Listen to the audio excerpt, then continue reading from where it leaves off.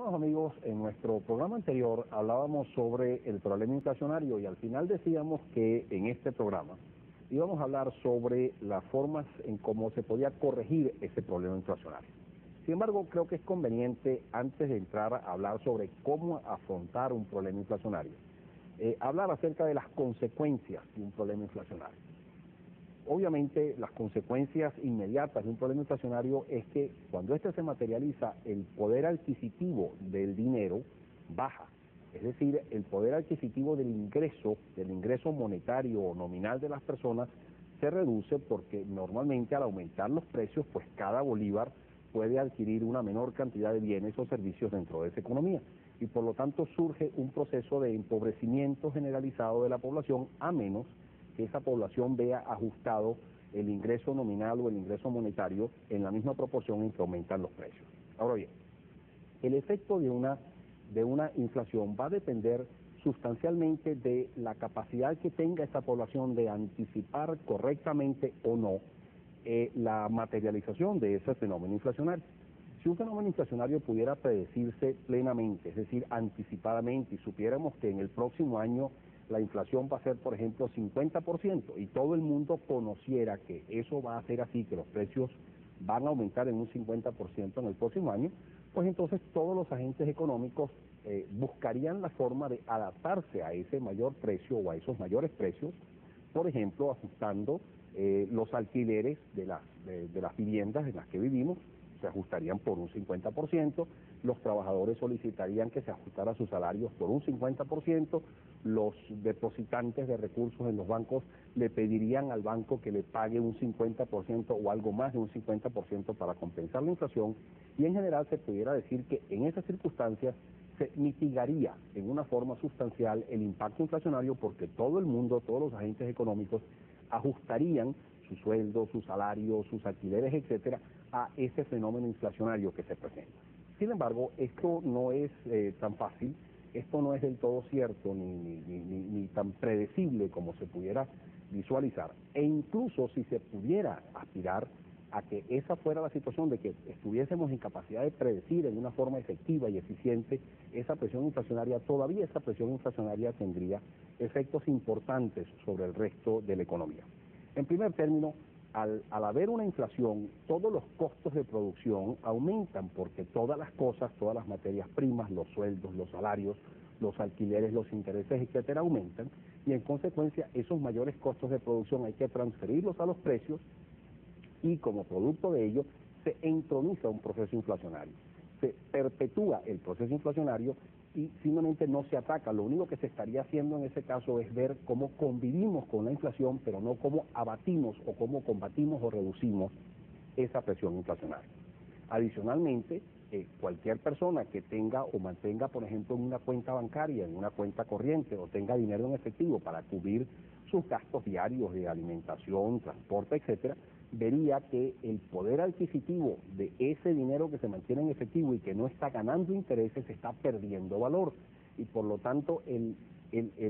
valor de esos activos mantenidos en forma líquida por las personas estaría reduciéndose en una forma considerable, y esto equivaldría exactamente a el establecimiento de un impuesto, porque la gente pues pierde poder adquisitivo, dispone de una menor cantidad de dinero para realizar sus compras, adquirir sus compras y realizar sus gastos normales, y es por eso que esa pérdida adquisitiva de esos activos líquidos o mantenidos en forma líquida se denomina el impuesto inflacionario. Vamos a cumplir unos compromisos al regreso, vamos a tratar de ver qué otras consecuencias tiene esa inflación, particularmente cuando esa inflación no puede ser predicha con exactitud o no puede ser prevista por la población con exactitud. Ya regresamos.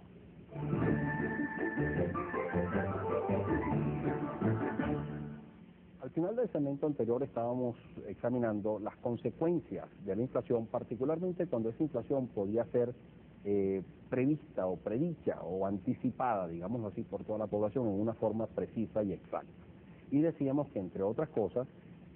a pesar de que los agentes económicos tomarían una serie de medidas para contrarrestar esa inflación, siempre surgían efectos negativos o perniciosos por esa inflación. Uno de los efectos perniciosos de esa circunstancia inflacionaria es que las personas tenderían a pagar una mayor cantidad de impuestos, porque en la medida en que las personas pagan impuestos dependiendo del estrato de ingresos en que se encuentren, cuanto mayor es el ingreso, más alto es el estrato y por lo tanto mayor es el porcentaje de ingresos que tienen que pagar en impuestos. En la medida en que se materializa un fenómeno inflacionario, el ingreso de la población aumentaría y por lo tanto irían cayendo en estratos impositivos superiores que harían que estas personas pagasen un mayor impuesto o un mayor porcentaje de su ingreso en forma de impuesto y por lo tanto eso afectaría a los consumidores. Pero a pesar de eso, a pesar de que los individuos o las personas pagarían un mayor impuesto, una de las cosas que se nota en estos, cuando se materializa un proceso inflacionario como estos, es que el valor real, el poder adquisitivo de los impuestos que percibe el Estado, tiende a disminuir como consecuencia de la inflación y por lo tanto, de hecho, el Estado está recibiendo una menor cantidad de impuestos cada vez, año tras año, en la medida en que se materializa esa inflación y por lo tanto surgen entonces procesos de desequilibrios en las finanzas públicas porque el Estado no tiene suficientes recursos con que cubrir la totalidad de sus gastos que también se ven aumentados como consecuencia del proceso inflacionario. Pero vamos a ver qué sucede en un ambiente económico donde la gente, como es lo normal, no puede anticipar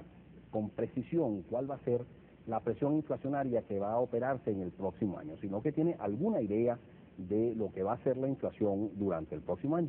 En estas circunstancias, cuando la inflación de hecho es mayor a lo que la gente espera que va a ser, entonces los ajustes en los sueldos y los salarios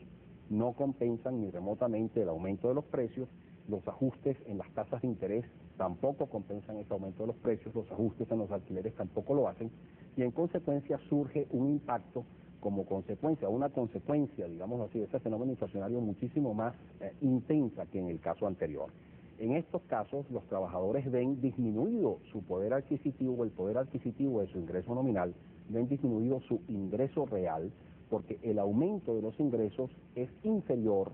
al aumento de los precios y en consecuencia se ven afectados, surge un proceso de empobrecimiento de las personas que reciben esos sueldos y esos salarios. Igualmente los que tienen fondos en los bancos ganando tasas de interés, como esas tasas de interés no están a los niveles en que han aumentado los precios, pues también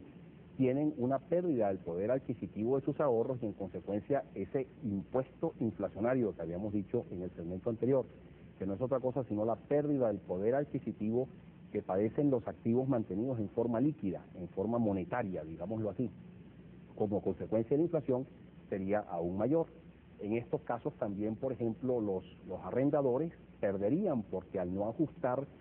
sus cánones de arrendamiento al mismo ritmo en que aumentan los precios, pues también van a recibir un alquiler o un canon de arrendamiento que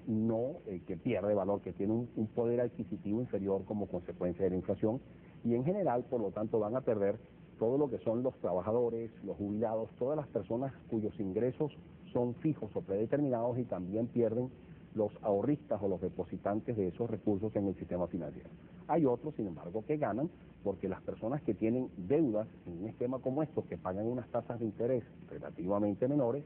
pues se ven beneficiados, digámoslo así, con el proceso inflacionario porque pagan cada vez una deuda o los intereses sobre esa deuda en unas cantidades que no se ajustan al ritmo en que aumentan los precios y por lo tanto el valor real de esa deuda y de ese servicio de esa deuda, del pago de los intereses de esa deuda tiende a ser menor. Sin embargo, se puede decir, sin temor a errar, que los que más se perjudican en un proceso inflacionario o con la materialización de un proceso inflacionario son precisamente los que menos tienen, los que dependen de un sueldo, los que dependen de un salario, el jubilado que depende de una pensión de jubilación, simplemente porque aún en las economías donde estos sueldos o estos salarios o estas pensiones se ajustan o se indexan a la inflación, esa indexación o ese ajuste periódico de los sueldos y de los salarios y de las pensiones no se hace al mismo ritmo en que aumentan los precios y en consecuencia hay un proceso de empobrecimiento sostenido de esas personas, para no hablar de aquellas personas que están en la economía informal y que no se benefician de un proceso de indexación, donde el aumento de los sueldos y los salarios es muy inferior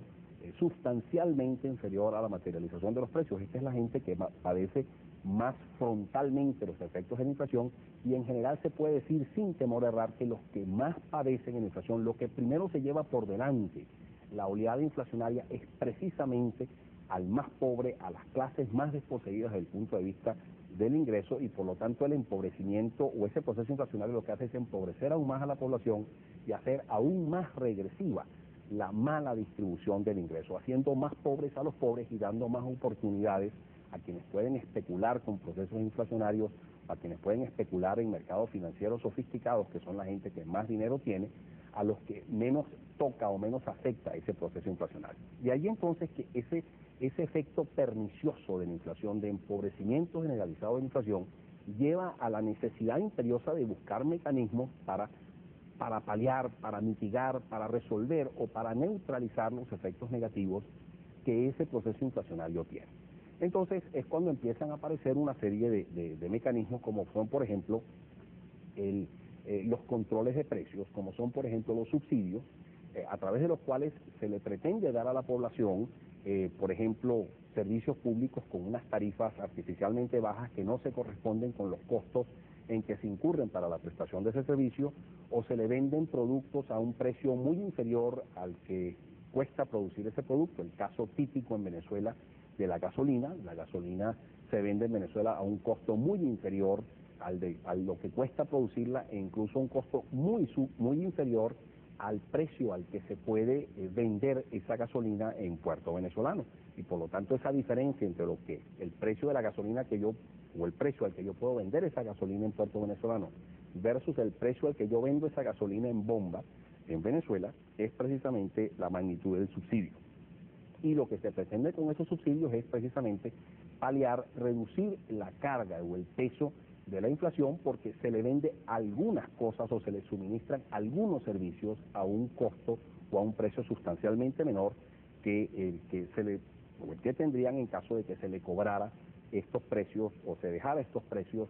ser establecidos por el libre juego de oferta y demanda en el mercado.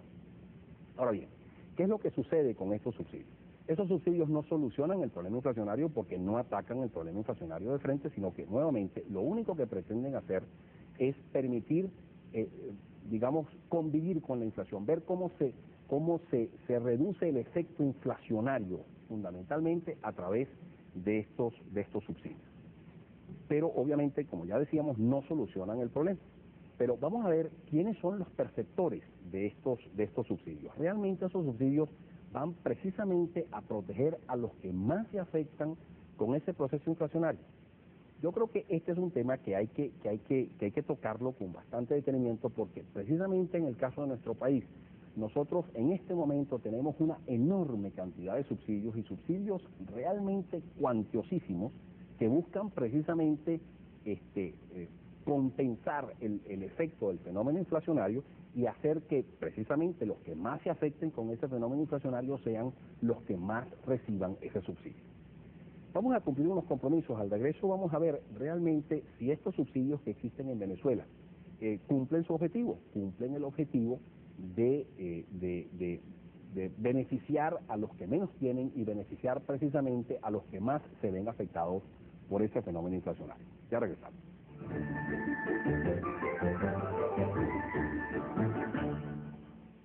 En el segmento anterior estábamos planteando si realmente los subsidios y los controles de precios eran medidas efectivas y eficientes para el control de la inflación. Con respecto a los subsidios, es necesario enfatizar que los mismos no son otra cosa sino un paliativo a esa inflación. Lo único que pretenden o que buscan es simplemente darle acceso a la población afectada por procesos inflacionarios a bienes y a servicios cuyos precios están subsidiados, están ubicados en niveles artificialmente bajos, y de esa forma compensar total o parcialmente los efectos negativos que sobre la población tiene la elevación consistente y recurrente de los precios de todos los bienes y los servicios que esa población consume. Bueno, para determinar entonces la efectividad de los subsidios, una de las cosas que hay que determinar no solamente es cuántos son los subsidios, sino cómo están distribuidos esos subsidios, a quiénes llegan esos subsidios, y realmente determinar si esos subsidios llegan, por lo tanto, a las clases más necesitadas, más afectadas por el proceso inflacionario. Específicamente en el caso de nuestro país, una de las cosas que se puede concluir es que esos subsidios están profundamente distorsionados y están llegando a las masas poblacionales que menos necesitan esos subsidios. Para corroborar esto es conveniente referirnos a un estudio muy importante que acaba de ser publicado en mayo de 1995 por una de las organizaciones más serias y más reputadas, reconocidas en el mundo entero como una de las organizaciones, digamos, que hace análisis económico más profundos y más precisos, como es el Banco Mundial. El Banco Mundial hizo un estudio sobre los montos de los subsidios en el área energética, incluyendo los subsidios por concepto de electricidad, de gasolina y otros derivados del petróleo y de gas.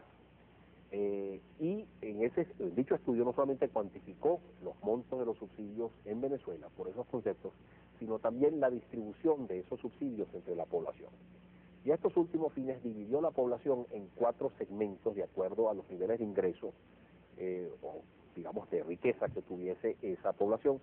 El segmento más pobre, que es el segmento número 1, incluye aproximadamente a un 30-31% de la población, mientras que el segmento más rico, el cuarto segmento, incluye aproximadamente a un 20% de la población. Pues resulta que, curiosamente, los subsidios en el área energética en Venezuela se distribuyen de la siguiente forma. Por cada bolívar que recibe cada miembro del grupo más pobre, el grupo más rico o cada miembro del grupo más rico recibe un subsidio equivalente a 6 bolívares 50, es decir, 6,5 veces mayor que el que recibe la población de más bajos ingresos. Pero donde la cosa realmente llega a límites increíbles es en el caso del subsidio específico de la gasolina, que nos dice que por cada bolívar recibido por cada miembro del segmento más pobre, cada miembro del segmento más rico recibe un subsidio de 15 bolívares, 15 veces más subsidio que el que recibe cada miembro del segmento más pobre. Esto obviamente es incongruente, es irracional y es contrario al objetivo mismo que persigue ese típico subsidio, que es precisamente beneficiar a quienes más los afecta la inflación, que es precisamente la clase más pobre. Y es por esto que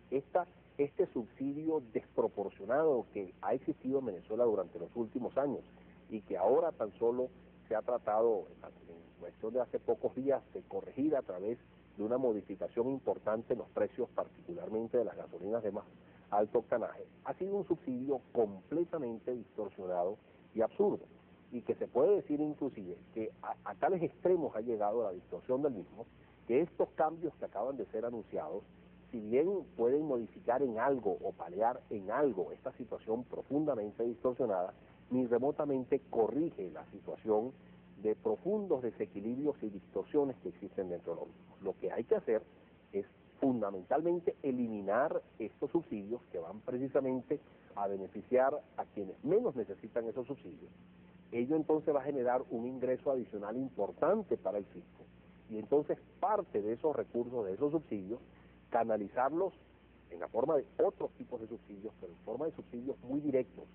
muy bien dirigidos hacia la población de más bajos ingresos, hacia la población que más necesita de esa ayuda, de tal forma que entonces esa población se vea real y directamente beneficiada por esos subsidios, esos nuevos subsidios directos que se financian con parte de los recursos provenientes precisamente de la eliminación de los subsidios absurdos y totalmente distorsionados que aún existen y proliferan dentro de nuestra economía. Con respecto al otro aspecto, digamos así, del control de la inflación o del abatimiento de la inflación, que mucho se menciona y que se utiliza como son los controles de precios, es importante decir, y prácticamente sin temor a errar, que esos controles de precios realmente no modifican o no abaten un proceso inflacionario, no corrigen un proceso inflacionario. Y eso ha estado demostrado en nuestra economía una y otra vez. Nosotros en las últimas décadas hemos vivido periodos, o la mayor parte de los periodos que hemos vivido han sido precisamente periodos de controles de precios más o menos estrictos, que en todos los casos han demostrado que son ineficientes en el momento de abatir o controlar un proceso inflacionario. Y esto es así, simplemente porque es imposible, prever o esperar que simplemente los controles de precios o las limitaciones a los ajustes de precios controlen un proceso inflacionario. En un proceso inflacionario ya hemos dicho que todos los costos de producción aumentan. Aumentan las materias primas, aumentan los sueldos y salarios, aumentan los productos de origen importado, aumenta el transporte, aumentan los alquileres, aumentan los intereses, aumenta todo en un proceso inflacionario y por lo tanto se hace absolutamente indispensable que esos mayores costos se traduzcan también o se transfieran a los precios, porque de no hacerse debido a los controles estrictos que puedan haber sobre esos precios, ello lo que va a implicar es simplemente una reducción importante en el margen de beneficio del productor o del intermediario y eventualmente en la eliminación de ese margen de beneficio, en la condenatoria a ese productor o a ese intermediario a trabajar a pérdida. Y todos sabemos que es utópico pensar que un productor va a seguir indefinidamente trabajando a pérdida o que un comerciante o que un intermediario va a prestar sus servicios trabajando a pérdida. En consecuencia, tienen esos controles que ser lo suficientemente flexibles como para permitir la transferencia de esos mayores costos de producción implícitos en cualquier fenómeno inflacionario a los precios, manteniendo o protegiendo, digámoslo así, el alcance de márgenes de beneficio aceptables o razonables para el productor y el intermediario. Claro está, si los márgenes de beneficio son descomunalmente altos y son desproporcionadamente elevados, pues hay todavía mucho camino, digámoslo así, o mucho espacio que se pueda cortar haciendo que los controles de precios se implanten y que ello, a pesar de que impliquen una reducción importante en los márgenes de beneficio, todavía ello, digamos, permita el que se siga produciendo y el que se sigan distribuyendo productos. Pero no hay que exagerar al respecto y por lo tanto tienen que ser controles de precios muy bien manejados y muy bien estructurados o fijados. Y aquí viene el segundo problema de los controles de precios, porque para que los controles de precios puedan ser bien administrados se necesita también que quienes controlan y establecen los precios, quienes determinan cuánto pueden aumentar esos precios, tienen que tener amplio conocimiento de las estructuras de costos de los distintos productores y distribuidores. Y se sabe que ese conocimiento o información es inexistente o prácticamente precaria, llevando entonces a estos controladores de precios a caer en absurdos, a caer en atropellos, a caer en corruptelas, digámoslo así, para hacer que quienes reciban un ajuste de precios es quien mejor paga una comisión para recibir el beneficio, simplemente porque no se disponen de los mecanismos para que esos controles de precios se hagan en una forma efectiva y eficiente. Y es entonces cuando se caen en los absurdos de que cuanto más controles de precios existen, menos eficiencia se tienen en esos controles para abatir los procesos inflacionarios. Cabe entonces preguntarse, bueno, pero ¿qué hay que hacer entonces para realmente abatir la inflación? ¿Qué han hecho otros países de la América Latina que han vivido procesos inflacionarios inclusive mucho más intensos que los nuestros y que hoy gozan de una inflación sustancialmente menor y estabilizada? Bueno, en el próximo programa vamos a tocar precisamente ese tópico de qué hay que hacer para realmente abatir la inflación. Reciban un cordial saludo y hasta la próxima. A continuación les ofrecemos